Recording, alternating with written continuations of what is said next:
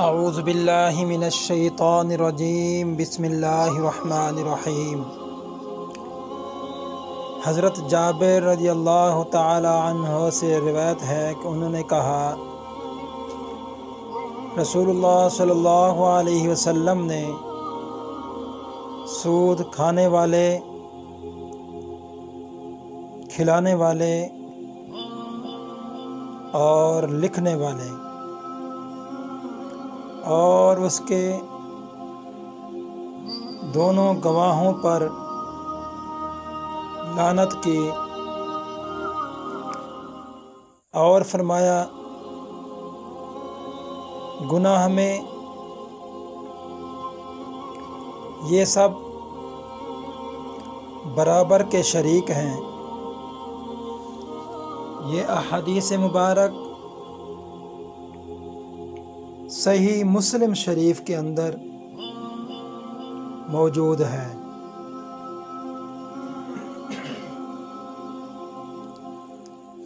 رسول اللہ صلی اللہ علیہ وآلہ وصحبہ وسلم نے فرمایا، جنت میں ایسا درخت ہے جس کے سائے میں گھوڑا سوار 100 سال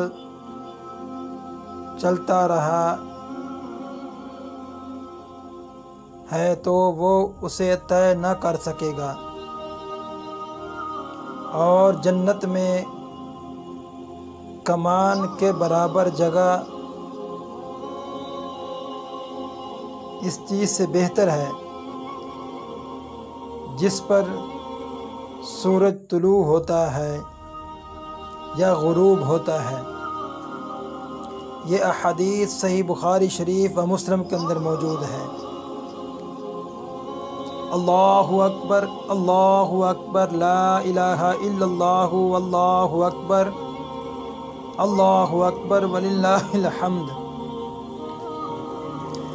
اللہ سب سے بڑا ہے، اللہ سب سے بڑا ہے، اللہ کے سوا کوئی معبود نہیں ہے، اور اللہ سب سے بڑا ہے، اللہ سب سے بڑا ہے، اور تمام تعریفیں اللہ ہی کے لیے ہیں۔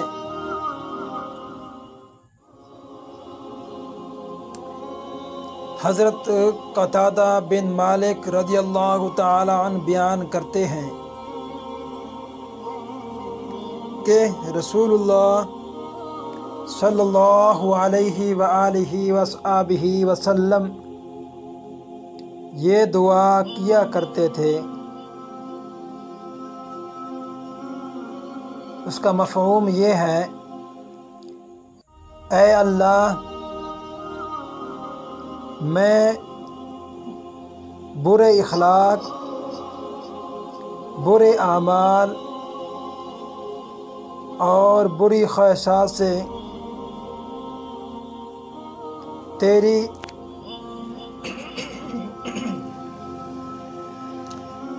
پناہ چاہتا ہوں۔ یہ احادیث ترمذی شریف کے اندر موجود ہے۔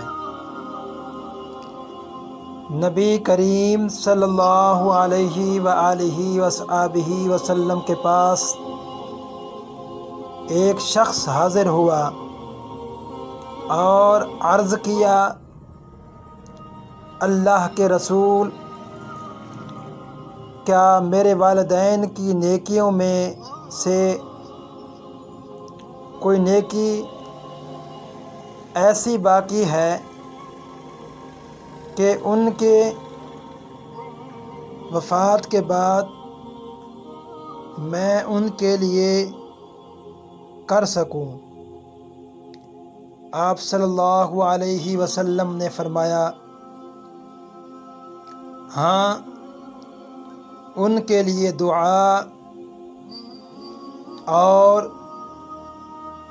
استغفار کرنا